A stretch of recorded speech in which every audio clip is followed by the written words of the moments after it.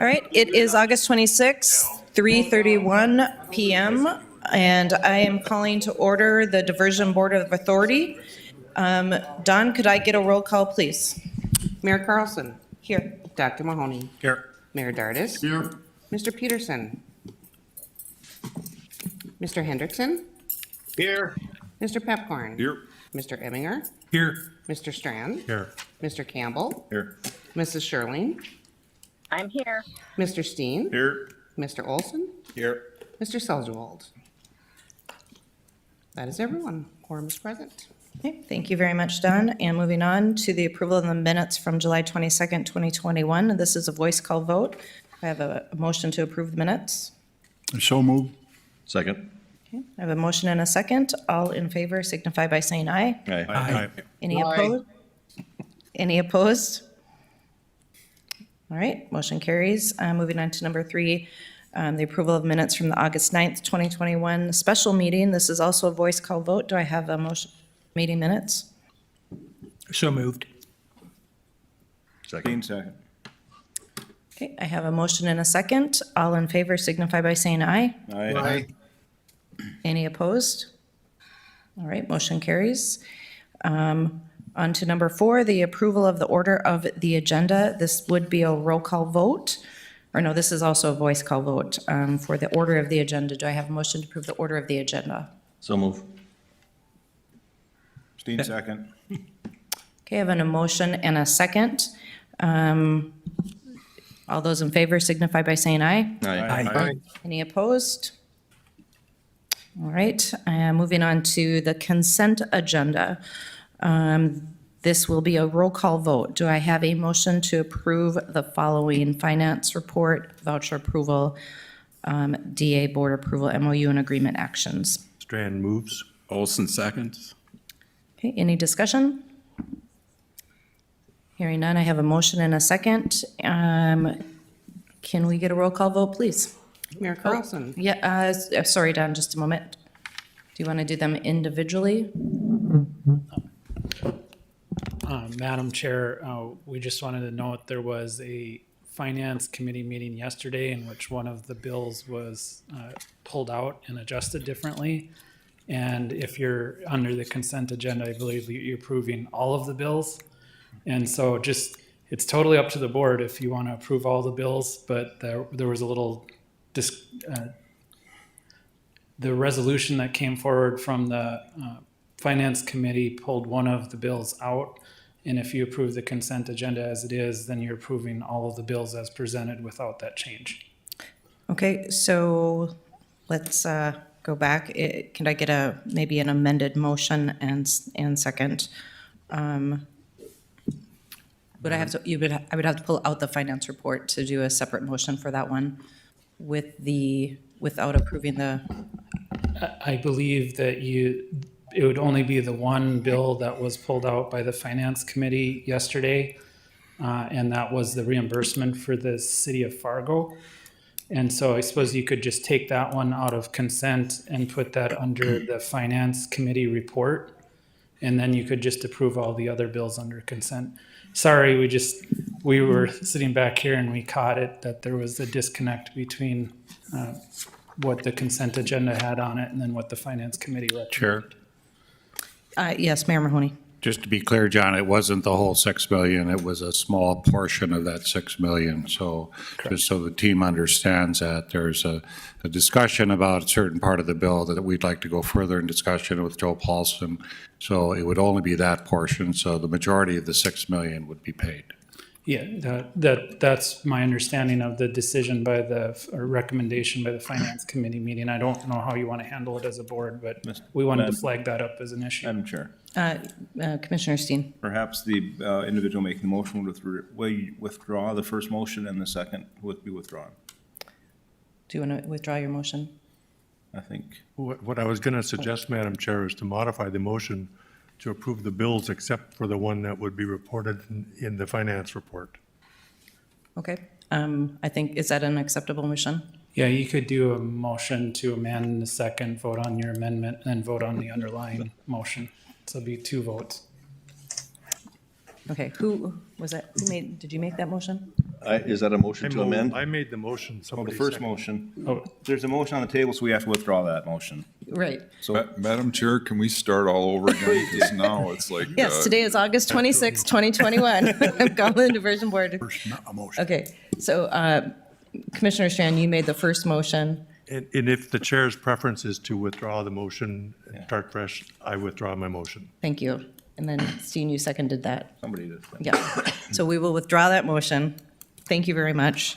Do I have, and Commissioner Strand, are you making the new motion then? As I understand it, Madam Chair, the new motion would be to approve the bills except for the item that will be reported specifically in finance report.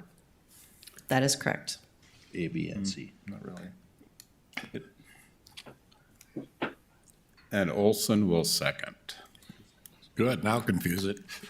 Any discussion, Commissioner Steen? Madam Chair. This is a So are we are pulling the approval of the bills out of the consent agenda, as I understand it. We'd vote on the consent agenda and pull the approval of the bills out, because the motion currently is just to approve the payment of the bills. There's a lot more under the consent agenda, which was the item on the agenda. So we have to pull the bills out from the consent agenda, approve the consent agenda, go back and address the bills, and then we would approve the bills as promoted. It might help if we use the term the administrative fee. That is how it's listed in the bills that were in question at the Finance Committee meeting. That's just a reference point. We'll get through this, I know we will. Okay. This is really fun right now. Okay, Commissioner Strand, you've made a motion to approve the consent agenda, which would be A, B, and C, with the exception of the Fargo bill Administrative fee. absent the administrative fee, which would be discussed under the finance update. That is my intention, Madam Chair. Second, there we go. Any further discussion? Hearing none, could I get a roll call vote, please? Mayor Carlson, Yes. Dr. Mahoney, Aye. Mayor Dardis, Yes? Mr. Peterson, Yes. Mr. Hendrickson, Aye. Mr. Pepthorn, Aye. Mr. Ebinger, Aye. Mr. Strand. Yes. Mr. Campbell, Yes. Mrs. Shirley, Yes. Mr. Steen, Yes. Mr. Olson. Yes. That is everyone. Thank you. The consent agenda passes with the verbiage that we stated. Moving on to number 5, Executive Director report. Joel, I will turn it over to you. Thank you, Madam Chair. Appreciate that, members of the board. Few topics. I think the first one I just wanted to highlight, our General Spellman visit on August 12th. We took a tour bus out to the construction sites. Really was very comprehensive. We went and looked at the Red River Control Site, where the excavation is taking place for the I-29 grade raise. And then we made our way over to the inlet and control structure, and then to the wild rice control structure. And most of these photos, the top photos there are from, or the larger photos are from the inlet site, and the middle and the bottom photo is from the wild rice control site. So if you weren't able to attend, it's really quite amazing the amount of work that's been taking place out there. I think Terry will update us here in a moment, but I believe both structures are about 60% complete and ahead of schedule right now. Site was very clean, and great interaction between General Spellman, Senator Hoeven, and Representative Michelle Fischbach from Minnesota as well. I think they all appreciated the opportunity to have discussions with the General. Incidentally, one of the discussions I had with him is he said he was so glad to be able to come to a project where everything's moving forward on schedule and under budget. He doesn't normally get an opportunity to do that. So he said this is a great day for him to have been there and seen boots on the ground, seen the great work that's been going on around Fargo here. So.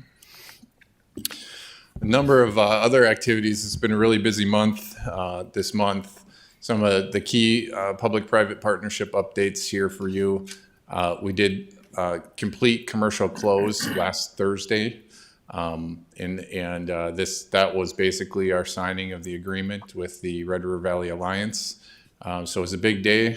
We issued a limited notice to proceed so they can proceed with a limited number of activities such as survey and some mobilization, some things of those nature. We do expect financial close to be scheduled sometime in mid-October, and that is when the Red River Valley Alliance will complete all their closing on their financial plan. Second item here, we've been really interacting with them lately. I've been having weekly meetings on all sorts of different topics to coordinate and integrate with each other. I got to meet the program manager for the Red River Valley Alliance last week. They arrived here in Fargo looking for office space, and we're going to see more and more of their folks coming into town here. And then I also just wanted to make a note because I have talked to the board about this potential industry day with the Red River Valley Alliance. It's not something the DA is going to be coordinating, but that is something that the Red River Valley Alliance is interested in, and they have already been in discussions with Shannon Full at the chamber, as well as a number of other folks in the community. So it's been very encouraging to see how quickly they are trying to integrate into the community and get moving forward. Number of planning items here. The FMDA team has really kind of taken a look at what a organizational chart would look like for our public staff. And so I hope to bring that to the board next month. I want to circulate our proposed draft through some of the leadership meetings, the TAG group, as well as the co-executive directors, and gather comment. And then I'll be bringing that, presenting that at the September board meeting. And that's really going to be what my recommendation would be to the board for our team and our needs throughout the duration of construction. So I just wanted to kind of preview that, and we've been working on that over the past month here. And then a number of board members and myself and Mr. Shockley will be attending some meetings in Washington, D.C. at the end of September. We'd like to meet with OMB, I think is the principal target. We want to clarify where we're at and where we're going. And ultimately, our goal is to get certainty in the federal funding for the remaining portions of the Corps' work. That's kind of one of our last remaining risks for schedule slippage. If in any 1 year we do not get appropriated the amount to keep the Corps on schedule, that slips back our 2027, 2028 completion date. So it's a very critical component of the overall schedule, and OMB is certainly the folks that we need to be talking about to get that federal financial certainty, whether it be the President's budget, the infrastructure bill, or the Corps' work plans and how that all kind of interacts. So we are doing a lot of planning for that to make sure that we're on the top of our game when we're there, and we make a big impact and get what we're looking for. Additionally, a lot of ongoing coordination still occurring with utilities, township MOUs. I just want to give a special thanks again to Mr. Bockyguard for all the work he's been doing on this. I did get word last night that he also obtained the Pleasant Township MOU and the first reading of the change in the variance in the floodplain ordinance for Pleasant Township. And so wonderful work being done there. And you'll see on the board agenda today, we have Normanna and Stanley Township, two very critical, especially Stanley, very critical township to be working and coordinating with. So, and then I've been working with somewhat with the EDC with this idea of the economic impact of our project and what the economic impact of removing flood insurance in the floodplain is going to be after our project. And so I did receive a proposal from NDSU. It's not ready to bring to the board, but I wanted to make you aware and obviously get any feedback from the board if you do have some tonight about the phase one economic impact of building this project and what that means for our community. It's certainly something I feel that falls squarely within the Diversion Authority's purview and what we're interested in and how this project interacts with our community. So that, and I think NDSU is uniquely positioned to do this study. The EDC uses NDSU for almost all their economic impact studies for different things that they're working on within the community. So they have a wealth of local information about our community and the economics of our community. So I just wanted to get that on your radar screen. And then the last was this New Star pipeline and the potential cost increase that we're facing. I just want to also, talk about some of the good things that our team does that doesn't always go recognized. There was an issue with the relocation of this oil pipeline under the proposed channel, and it could have resulted in a $500,000 overrun due to the boring and what was happening with hitting the glacial till versus staying in the clays. And the tech team, the TAG team, and Chris Bachigard all kind of got together and were able to figure out ways to prevent that from occurring and reduce the potential overage and bring it back into budget. So just kind of wanted to give a little nod of thanks again to our technical folks that are working on this project. Every day things like this come up, and they're working diligently to continue to find cost-saving ways to move this project forward. So, then I guess I'll take any questions on just the happenings this month, but I do have a little bit more, Madam Chair. Well, let's see if there are any questions about kind of happenings this month. Or any questions or comments?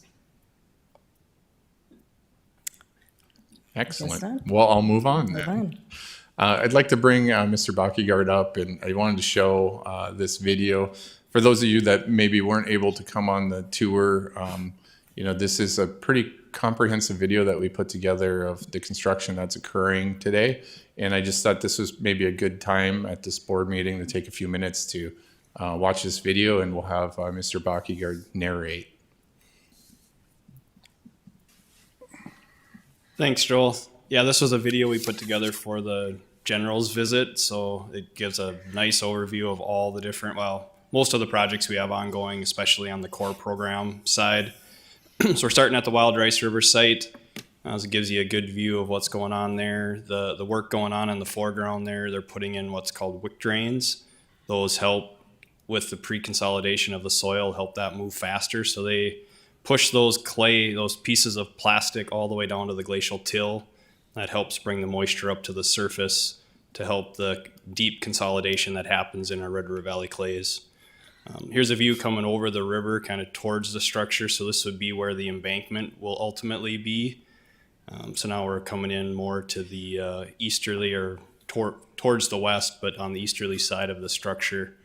But they're making nice progress. They're working on the abutment walls now, which is what you see here. And then they'll move from there to build the interior, what they call their pier or their interior wall of the structure. The piece you see blocked out there is where the gates will rotate. And speaking of the gates, they're being manufactured in Georgia right now for both of the structures. Sounds like the Corps and Ames will be making a visit to those sites sometime here in the next month or so. So anticipating those would likely get delivered to the site sometime this fall or winter. And then they'll come in pieces, and there'll be a group coming in to assemble those on site. Word is the gates on the Red River structure are 200 and some thousand pounds each. So they're weighty structures. Here they're just setting forms for a future pour of the abutment wall. So they do that in segments. I think they did the abutment walls in like 3 different pours. So they build the wall up, pour a piece of it, and then add the steel on and build it up some more. So this is the top segment of the abutment walls. So those will probably be done here in the next month or so.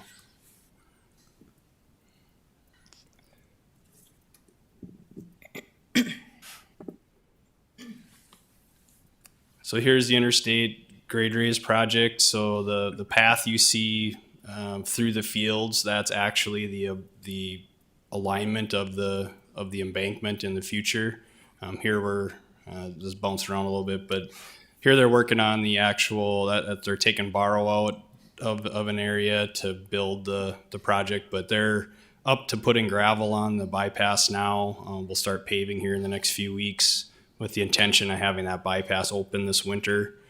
They've also started doing some demo on the existing interstate lanes in anticipation of putting a earth fill on there to pre-consolidate the soil over the winter on the interstate as well.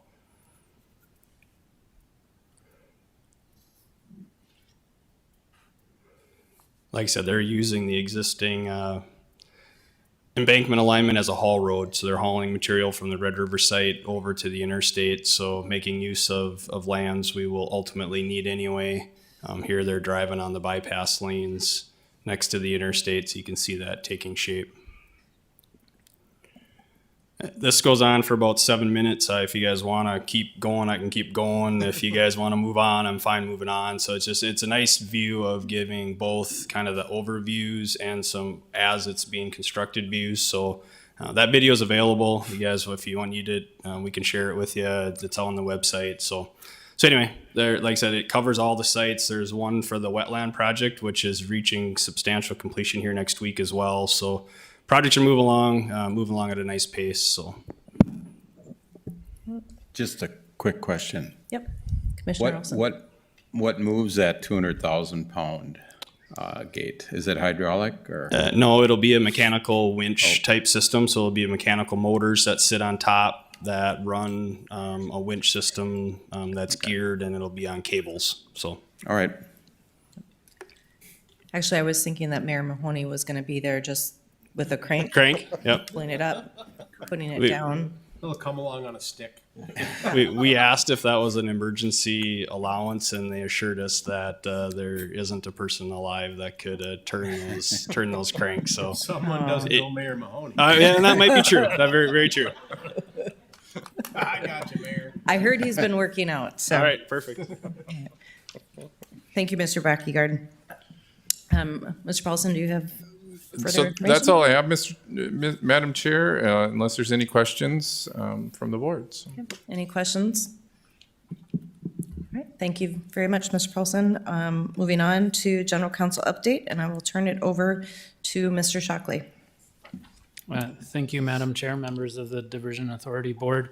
The first item that I have for you today is the resolution establishing the Alternative Dispute Resolution Board that was tabled at last month's meeting. A couple of changes and clarifications have been made to that resolution. Primarily, the upstream MNDAC Upstream Coalition has been removed as a potential party offering a hearing officer. I also have summarized the clarifications regarding when the Alternative Dispute Resolution Board comes into existence, what its jurisdiction is, and what its authority is. And so just for a brief overview, the Alternative Dispute Resolution Board does not start any activities. It doesn't meet as a board until after the project is complete and operates. And so it has no jurisdiction over valuation issues for flowage easements, no relationship to our current acquisition schedule or to mitigation. Rather, it would only meet and hear claims after the project operates. And project operation is defined as when the executive director commences operations of the project, which has a meaning throughout the entire documents for the project, including the P3 documents, and that's somebody physically goes out there and starts the operation of the gate. That's when the project starts operations. The intent of the board is that it would hear claims from property owners who aren't covered by flowage easements, who aren't covered by current programs, and property damage or personal injury or personal damage caused by project operations. So for example, and the example that I utilized in my memo was we have a flowage easement that covers 80 acres of a quarter section, and the farmer says that the project operated and it caused additional flooding on my other 80 acres. They could bring that claim to the Alternative Dispute Resolution Board. During times in which the project isn't in operation, they don't hear claims. That doesn't mean the person doesn't have a claim. What that means is that it would just be covered by insurance. So somebody trips and falls while they're in the diversion channel, somebody has a traffic accident, those normal types of claims are covered as with any city or county or any other jurisdiction. You have insurance coverage that applies to those claims. This is just related to project operation and property damage. And the concept is that the diversion authority would try to work with the person. If they can't come to a resolution, this is a dispute option, which doesn't require them to go to court. They could jump this step and go immediately to court, but our hope and the regulatory agency's hope was that for those claims that can't be resolved, this might be a cheaper way than going to court for the parties. I can answer any questions that you might have, but I thought the short memo provided kind of a good brief overview.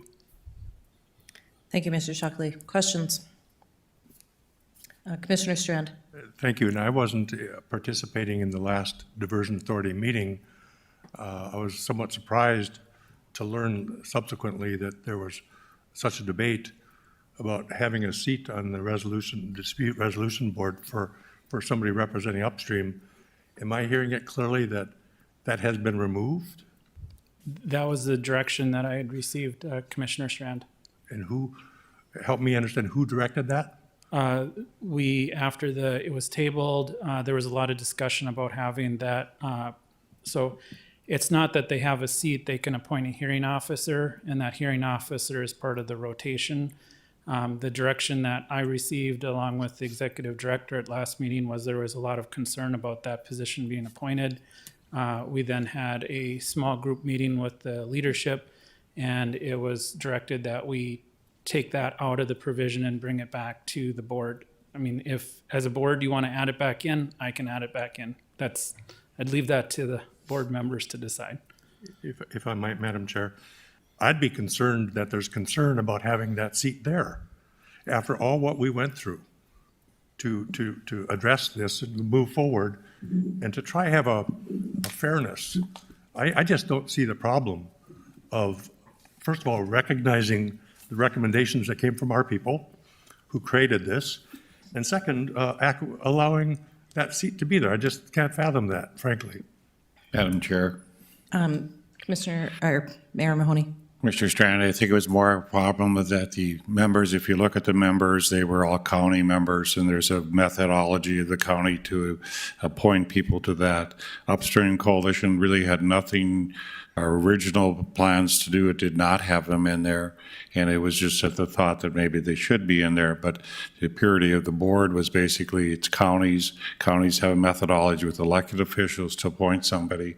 Upstream Coalition does not have elected officials. So it was felt in fairness, let's keep it to what initially was expected to be, which was county board members.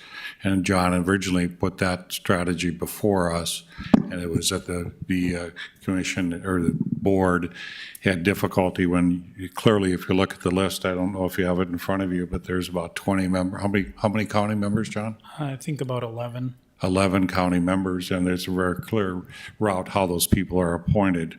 The Upstream Coalition really doesn't fit in that type of structure. It's just an add-on. And really, this is a dispute resolution for under $50,000. It's done in a methodology. If the upstream people want to help out a farmer that has a problem or a dispute, they can. They're welcome to do that. But the way this is appointed and how it's appointed to people that are not in that area, and it has to be outside counties involved. And there's just a more purity of the board if you just have it to county board members. And just for correction, it's 12 counties. I'm sorry, misspoke. I said 11, it's 12. And then the North Dakota State Office of Engineering, Minnesota DNR had declined because they felt it would conflict with their regulatory requirements. Commissioner Campbell. Yeah, I think Commissioner Strand, I think it's important to know that Richland County and Wilkin County will have representation. They will have representation just like Cass County and Clay County will.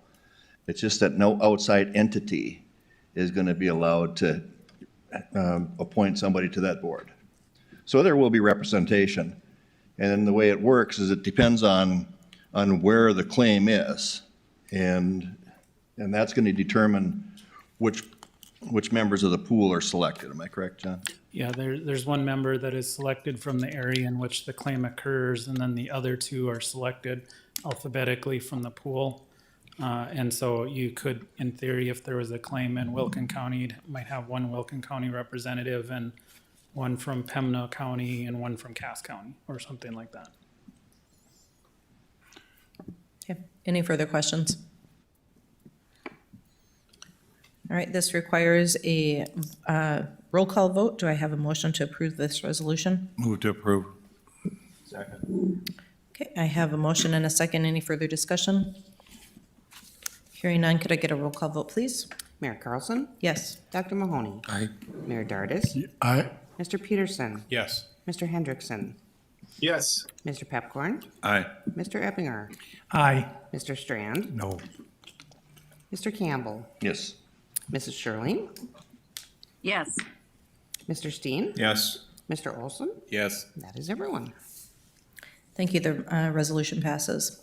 Mr. Shockley, number B, or letter B. Thank you, Madam Chair. The next item I have is another housekeeping resolution.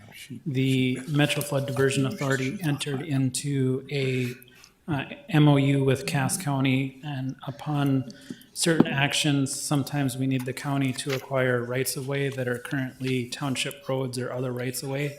And this is part of the plating process. And strategically and long-term for the project, the intent is all right-of-way for the project, whether it's Southern Embankment or Diversion Channel area, will become platted area, which will result in the vacation of the road. There's several reasons to do that. It's more consistent for county GIS, county recording purposes, for long-term, for real estate purposes. It's nice to have the property platted. It also it also is an opportunity to identify all of the easements that go under or are connected with the platted area. Just like a city goes ahead and plats property, you'll see on the plat, there'll be all sorts of different recorded easements that go through the area. And so that's been our long-term strategy. And platting of the right-of-way has already commenced in different areas where we have all the property in fee simple. And so this resolution, pursuant to that MOU with Cass County, requests that Cass County take over that right-of-way. And that's identified in I think it's page, Exhibit A of the attachment shows the right-of-way that would be acquired. And it's all related to the Red River control structure, which you just heard about, the earth starting to move around the Red River control structure. So it's a housekeeping item, but it is an important part of the nuts and bolts of the project.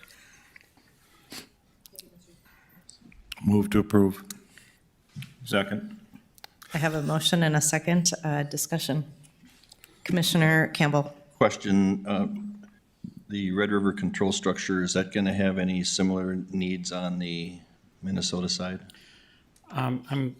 I'm going to go off my technical memory, and I might need Chris to jump in, but I believe the Red River control structure is going to be entirely on the North Dakota side. But there will be in the future, as we acquire right-of-way on the Minnesota side, our intent is also to plat property on the Minnesota side. And so there may be similar requests to the county commission, but that's going to really vary upon the area and if we need to vacate any roads there.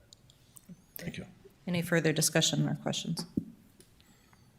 Right, hearing none, I have a motion and a second, and this requires a roll call vote. So could I get a roll call, please, Don? Mayor Carlson, Yes. Dr. Mahoney, Aye. Mayor Dardis, Yes. Mr. Peterson, Yes. Mr. Hendrickson, Yes. Mr. Pepcorn, Aye. Mr. Eppinger, Aye. Mr. Strand, Yes. Mr. Campbell, Yes. Mrs. Sherling, Yes. Mr. Steen, Yes. Mr. Olson. Yes.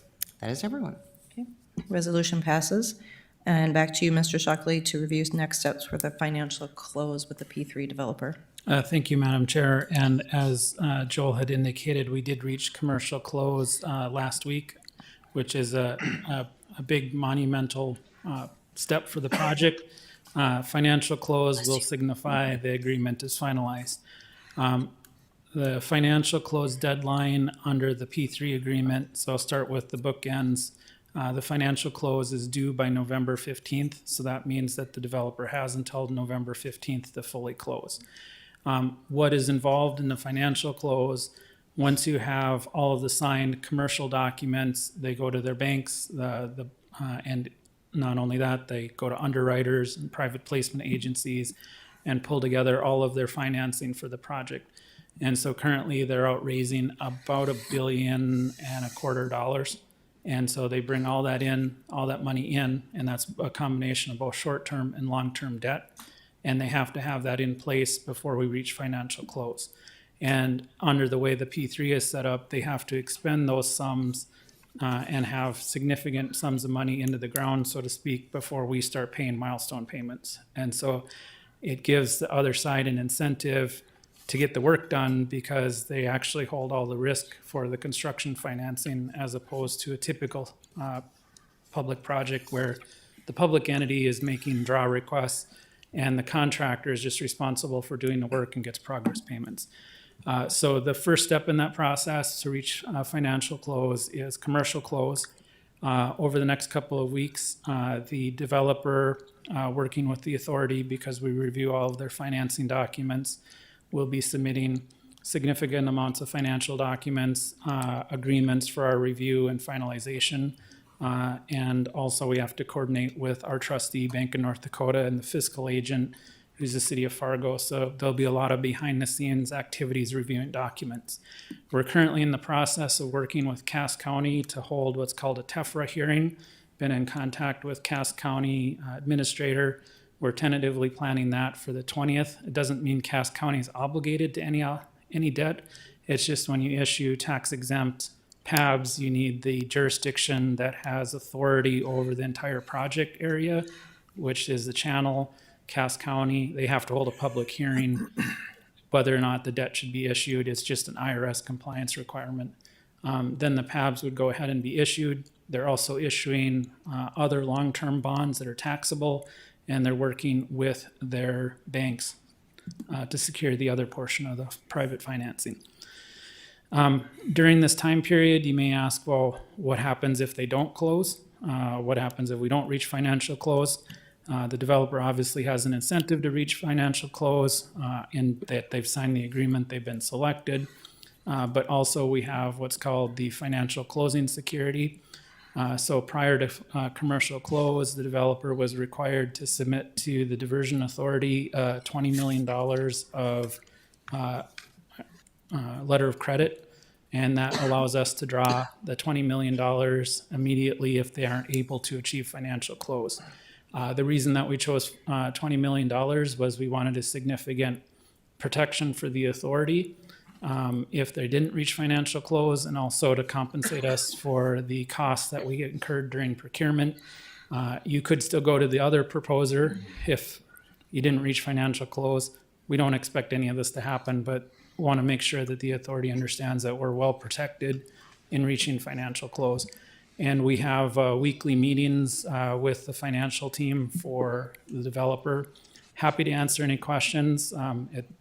There's some complexity in the financing, but there's a lot of things going on behind the scenes. Thank you, Mr. Shockley. Any questions? All right, thank you very much. Move to approve. We're not going to do the consent agenda issue again, are we? Thank you. All right, moving on to number 7, project update from U.S. Army Corps of Engineers. I'll turn it over to you, Terry.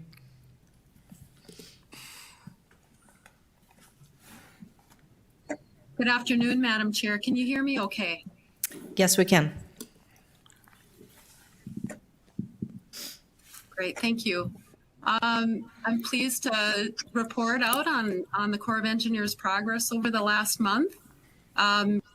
Chris covered a lot of the construction already, but for number 1 and 2, the diversion inlet and wild rice, the diversion inlet is now at about 70% complete, and the wild rice is about 42% complete as they are completing the vertical construction in preparation for the arrival of the gates, like Chris said, this winter.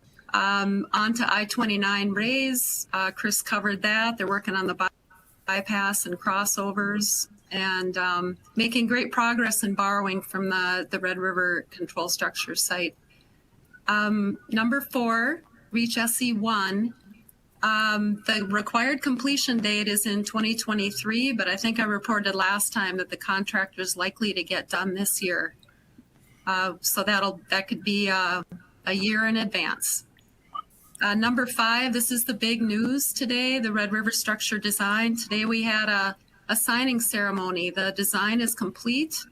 After 2 hard years of design, the plans and specs are done, all signed off on. And we are ready to put that out on the street once, as you all know, we need some more federal money in order to award that contract. But we are ready, and hopefully we'll be awarding a contract in March for the Red River structure. And if you want to compare the Red River structure to the Wild Rice, Red River will be about 75 feet tall in comparison to the Wild Rice, which is about 59 feet tall. If you've been out there, you can kind of visualize how much bigger the red structure is going to be. On to number 6, SC1B, we're moving into 65% design. Number 7, Reach SC2A, we're in the final review on that right now, and we'll be ready to award a contract on that in fiscal year 22 as well. Reach SC2B, we're at 35%, and that's the reach that leads into the Wild Rice River structure area. Drain 27, we have final plans and specs as of 30 July, and ready to award a contract for that as well. Drayton Dam, final plans and specs will be 1 October. We'll award a contract for that in fiscal year 22 as well.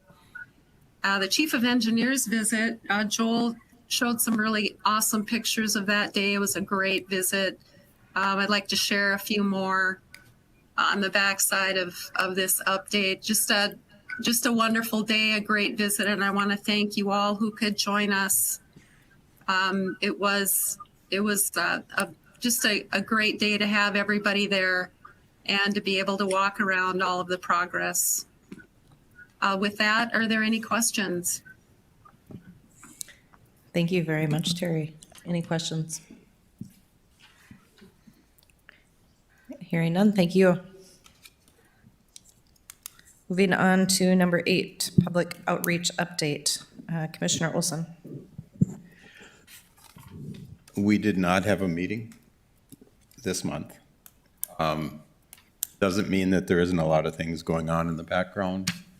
A lot of integration with the Red River Alliance team and just integrating there and getting ready for the upcoming work that's going to be done. So thank you. All right, thank you. Moving on to land management updates. Turning that over to you, Commissioner Sherling. Thank you. We did not meet either this month, but of course, I know that they're out in the field working diligently on getting ahead of everyone. Perhaps if Eric is there or Joel has anything they'd like to add. Otherwise, you've got the update in your packet so you can see the individual parcels. Okay, yep. And Mr. Dodds is here, so I will turn it over to Mr. Dodds. Hi, good afternoon. Just a few notes that I would point out on the status report that we have up on the screen here. This is the monthly report. I think many of you are very familiar with this. If you follow along closely and track some of the numbers, I guess I'd just give you a few highlights. The green parcels, green is good. It means we've acquired those. We continue to have a number of those acquired each month. I think we were 5 or 6 increase from last month, and so the Cass County Joint Board and the MCC-JPA are continuing to make progress in that regard. The reddish colored parcels are parcels where unfortunately we've had to file an eminent domain action. That number has actually gone down by 2 parcels, so we have had a few settlements that occurred prior to trial. So a good trend in that regard, and I'm hoping for a few more of those. I know the attorneys are actively working on scheduling trials throughout 2022, so lots of activity going on. Otherwise, quite a bit of activities. You can see all the colors on the south end of the project. Continue to be in heavy negotiations on just a few parcels for the red structure, and we're coordinating with Terry and her team on that. Also working on a few parcels for the Drain 27 project and Southern Embankment Reach 2A. So those are all around the Horace area where, as many of you probably know, driving around the Horace area is a pretty dynamic part of the world right now, lots of activity going on, and so those negotiations are challenged a bit because of the dynamic nature of development activity. Otherwise, the rest of the report drills into more details on specific areas, and I'd be happy to answer any questions if you had any. Thank you, Mr. Dodds. Any questions for Mr. Dodds? Commissioner Strand. Thank you, Eric. I'm just curious, for my sake, if you were to simply summarize the reason folks and we end up in eminent domain, what would it be? Value. That's it? Yeah. Yeah, I think years ago there was, multiple reasons. One of them being people were completely opposed. They were trying to stop the project, for example. I think we've overcome that hurdle, and now it's primarily a value situation. And I know that every eminent domain action that we've had so far has gone through the county commission, Cass County Commission, and so they can certainly attest to some of the presentations we've given to them and some of the discussions the property owners have had. And that's not an easy situation, of course, but I guess if we're 2 or 3 times apart on value, I guess the joint board and Rogers Group does a nice job of weighing all those options. We can't come to a resolution, and so that's where, unfortunately, eminent domain plays a role. Mayor Mahoney. Just curious on the cemeteries. Are you part of that, Eric, or is some other team got that? Some of both. We have a cemetery subgroup that's been meeting to strategize on how to address the impacts to cemeteries. I know Joel and Chris have been out to the Clara Cemetery. I've been talking with the Hemney Cemetery just this week, and so we're setting up visits with all of them and trying to work towards a solution for each one of the impacted cemeteries. Any other questions? All right, thank you very much, Mr. Dodds. Commissioner Shirley, did you have anything else? I would just call upon Kevin to talk about the Minnesota side, and then Roger, if you wanted to add anything from the joint board. Yeah, like the MCC JPA meeting has been postponed, so we really have nothing to report. Anything new here? I think we're meeting next week. September 2nd. 2nd. Yeah. So we'll probably have some information for the next board meeting. Commissioner Olson? Cass County Joint Board met this morning, and I have to back up what Eric said. It's on value, is why isn't settlement and why we end up going to eminent domain. It's unfortunate.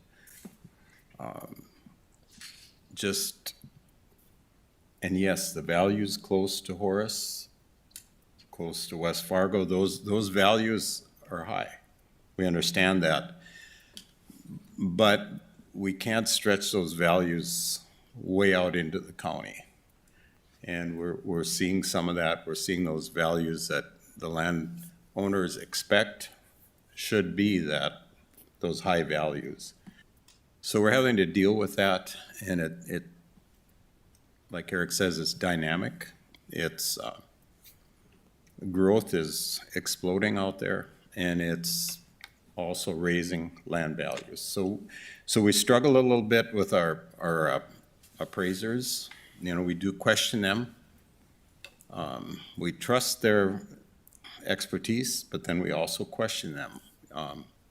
And as appraisals get older, then there can be more dispute on what the value is because it is so dynamic.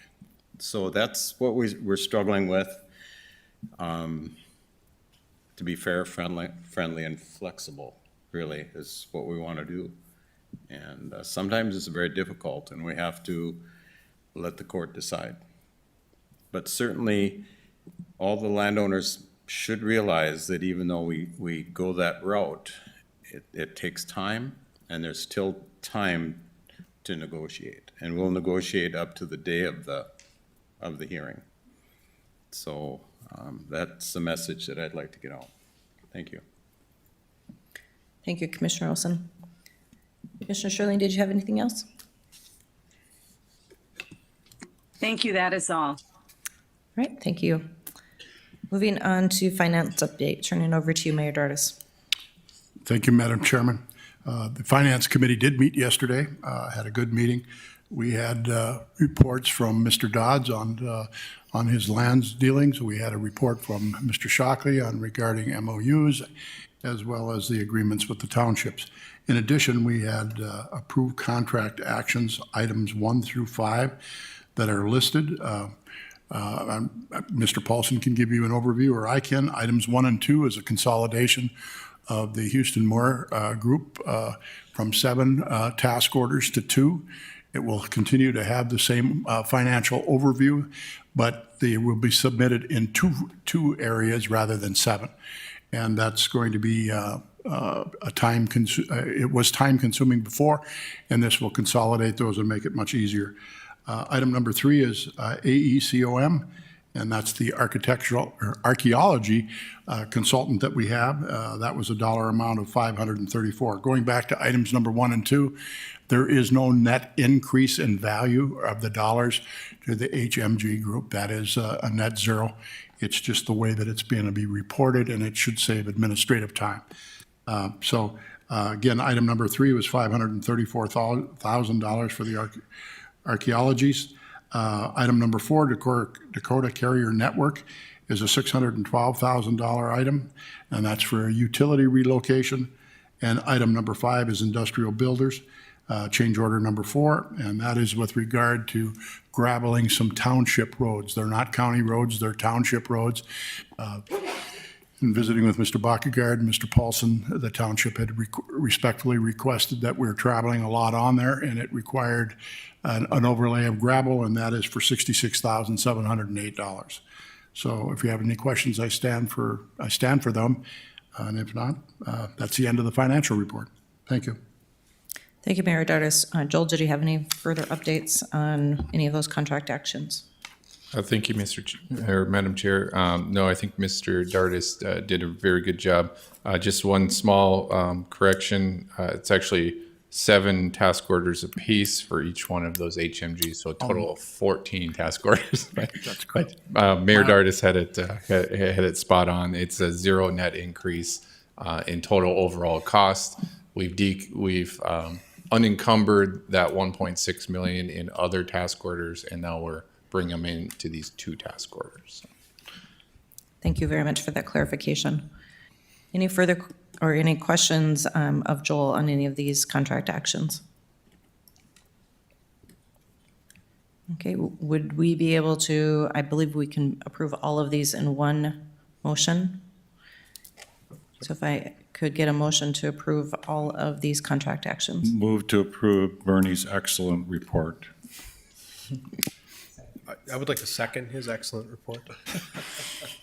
And contract actions also. Contract actions. Madam Chairman, could I have one more minute? With regard to the discussion earlier with regard to the financial report, the item of question was not in any of the accounting, on any of the oversight or anything like that goes. It's a policy decision that the board has to give consideration to, a modification as to how an administrative fee has been administered. And at your direction, as the chairman's direction, the Finance Committee, along with our Diversion Authority Chairman, and along with Mr. Paulson, will be forming a committee of all the interested parties, and we'll come together and have a discussion about that and bring forward to the board, hopefully, an agreed resolution as to how to administer that in the future. Again, there was no question about the accounting or anything like that. Mr. Costin and his staff here at the City of Fargo do a marvelous job for the work that they do for us. It's nothing to do with that. It's a policy thing that the board must act on. Thank you. Yes, thank you, Mayor Dardis, and I full-heartedly agree that it is just a policy issue, and I will look for a motion after this current motion on the table. We'll look for a motion to approve the Fargo expense report minus the administrative fees until a policy decision has been made. But right now I have a motion and a second on the table to approve Mayor Dardis's excellent report and also contract actions. Mayor Carlson. Yep, just any further discussion or comments? Okay, thank you. Roll call, Don, please. Mayor Carlson. Yes. Dr. Mahoney. Aye. Mayor Dardis. Yes. Mr. Peterson. Yes. Mr. Hendrickson. Yes. Mr. Pepcorn. Aye. Mr. Ebinger. Aye. Mr. Strand. Yes. Mr. Campbell. Yes. Mrs. Sherling. Yes. Mr. Steen. Yes. Mr. Olson. Yes. That is everyone. Thank you. And the contract actions are approved. And now I'm looking for a motion for the Fargo expense report. I think we Finance. already took care of that. We already did? Yes. With the consent agenda? Based on the previous motion, I think that was covered. That confusing motion that went on earlier. Yes. We'll replay the tape for you if you'd like. Madam Chairman, it was just as confusing yesterday in the Finance Committee, so Was. there's no worries here. John Shockley, are we okay? I'm looking at our council because it was my understanding that we did need to take it up under the finance update. Yeah, that was our understanding, is that you're taking it up under the finance committee report. So you have the total invoice for Fargo. So I believe the motion would be to approve it without the administrative fee, which is being set aside for a later date discussion. The submittals from the city of Fargo was approximately $6 million, and then the administrative fee was a line item. So we would move to approve the submittal of the $6 million plus with the city of Fargo, less the administrative fee. I would move that, Madam Chairman. Second. Thank you. I have that motion and second. Just to be Please clear, the amount of administrative fee we're disputing right now is 200,000. So it's not the 6 million, it's not 5 million, it's only 200,000. And in the past, it has been paid, so it's a little bit of an irritation, but thank you. Yep. And just to reference, it's a policy decision, but we do have a motion and a second on the table. Any further discussion or comments? Madam Okay. Chair, Commissioner Strand? bear with me, is this vote enacting the new policy? No, This vote is absent a policy change. absent a policy And change. the next discussion on a policy change, will that affect this vote subsequently? I don't know at this time if that would, My understanding, based upon the motion, is that you are paying everything except the administrative fee and deferring the payment on the administrative fee until you have a policy discussion. So the $200,000 is just sitting out there waiting for the policy to get updated, We'll move quickly. yep. which is a policy discussion, just to be clear. It's not a legal issue, just a Yes, policy and Mayor Dardis and myself will be putting together a committee to look at that policy. So I have a motion and a second.